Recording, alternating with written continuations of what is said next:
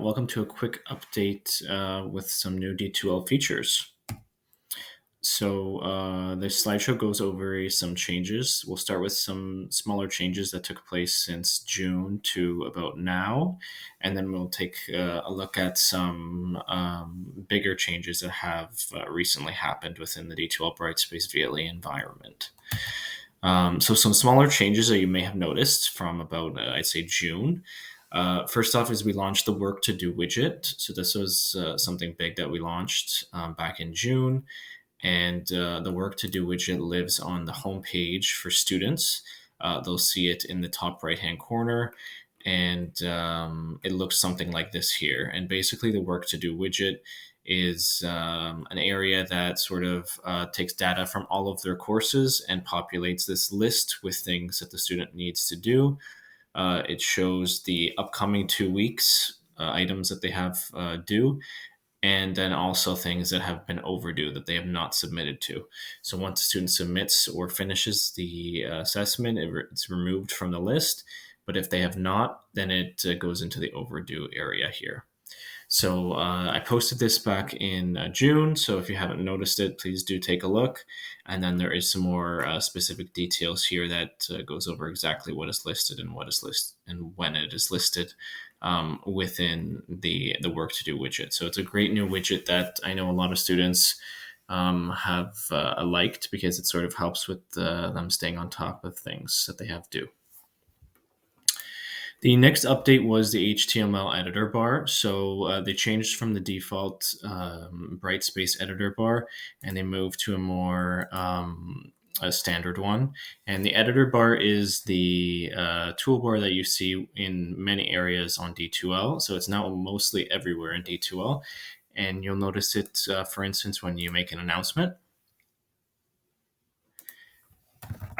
And you can just see right over here, the editor bar is a change from what it used to be.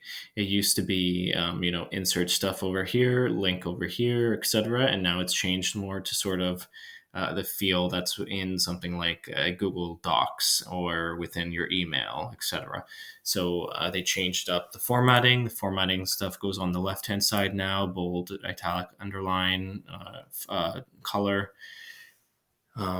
alignment, etc., and then the functional buttons are now moved to the center. So you have insert stuff over here now, hyperlink, insert picture, etc. So you'll notice this bar also can be expanded. So do check out the other options here when you expand the bar. And you'll notice this bar is now everywhere within D2L. So if you're making your own content, if it's in quizzes, it's in discussions, it's an assignment, it's everywhere now. So they really have standardized the editor bar here. It also is sometimes referred to as the what you see is what you get bar. So yeah, just take note that it has changed, and hopefully it hasn't made a big impact, or hasn't made you got confused or anything like that from the change from the old one. All the functions are still here. They've just reorganized them, basically. Next is the assignment and discussion experiences. So I did get a few emails about this. The assignment experience has completely changed now. So it's all the new assignment experience now. We no longer have the old assignment experience. And then the discussion evaluation experience is also changed now. So they're trying to streamline into the more modern approach to creating and assessing within D2L. So the assignment experience, when you go and you create an assignment, it is now sort of the control panel look. So you have all of these areas, and then you can expand the panels on the right-hand side for more options. So do take a look through all the panels on the right-hand side. Here's the more important areas here. Similar things: name, grade, due date, instructions, attach, etc. One thing I do want to draw attention to is under evaluation and feedback. If you are looking for Turnitin, it is over here. So it is available. Make sure you click Manage Turnitin and you get all of the options here. If you want Turnitin enabled, you have to click this first button and then wait for it to make the connection. And then you also have to check the second button. Okay, so make sure you check both if you want Turnitin enabled. And another big question that a lot of teachers were looking for was a category feature. It is finally here in the new experience. So if you check category. It's under submission and completion.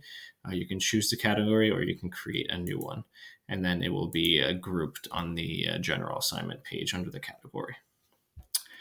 In terms of discussions, when we go to discussions, it also has the new feel with the arrows at the top. So if you go to discussions and then you go to, let's go to assess topic,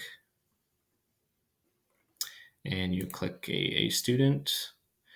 Their posts are listed here, and then again, similar to the assignment evaluation process, you have the arrows here, and you're going to just go next student, next student, next student, and this means you can easily assess their posts, give them a grade, and give them feedback from here and publish.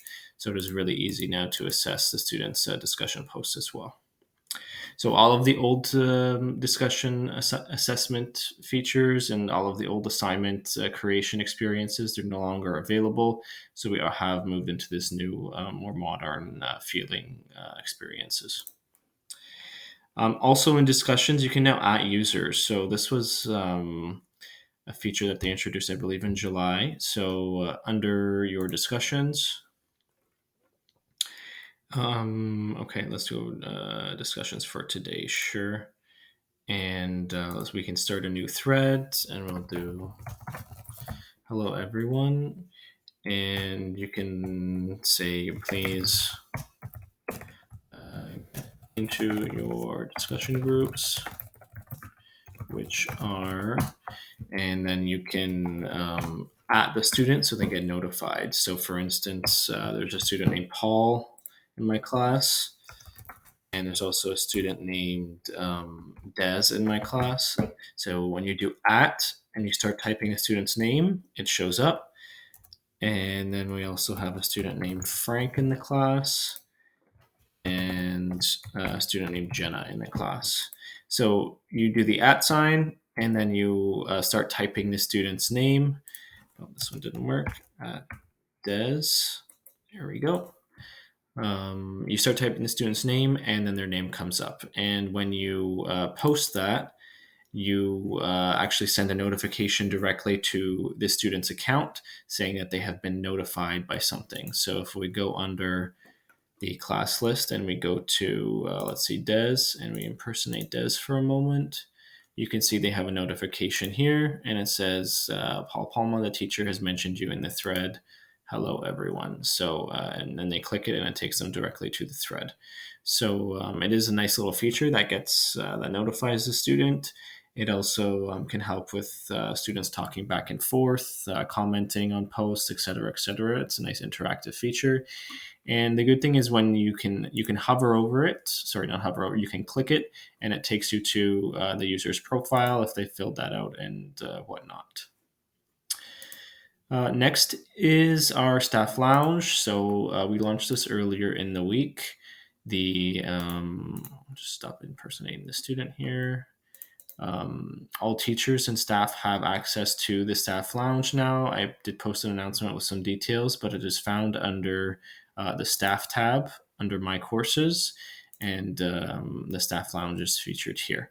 So do take a look at the post, and then you can access the discussion area. There's 3 discussion forums here for you to look at, and we hope it is useful for you. So that's it for the smaller changes that we have, and I'll continue on in the next video with some of the other changes that have happened.